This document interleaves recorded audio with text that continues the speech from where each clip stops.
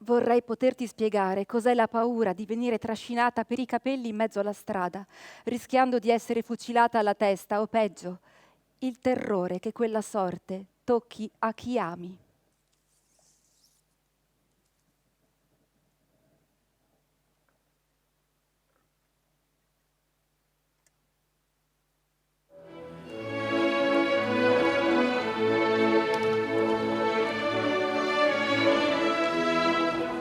È la storia di Giorgio Perlasca, però la storia di questo giusto dell'umanità che ha salvato 5.000 ebrei tra il 44 e il 45 in Ungheria, un italiano che si finse addirittura ambasciatore spagnolo, si mescola con quella di Alice, una ragazzina che ha una vicina di casa, Brigitte, che poi scoprirai essere una delle persone che sono state salvate da Perlasca.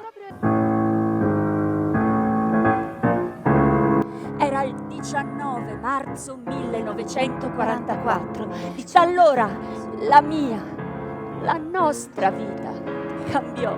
Alice vive una situazione tremenda in classe, è molto amica di Anna e Sabri, le quali però diventano delle bulle, fanno degli scherzi cattivissimi alla povera Enrica. Enrica, la ragazza più sfigata della scuola.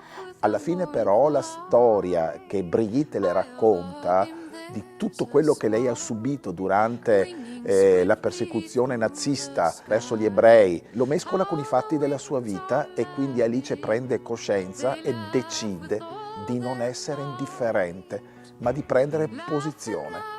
C'è una cosa che fa male quanto la cattiveria ed è l'indifferenza.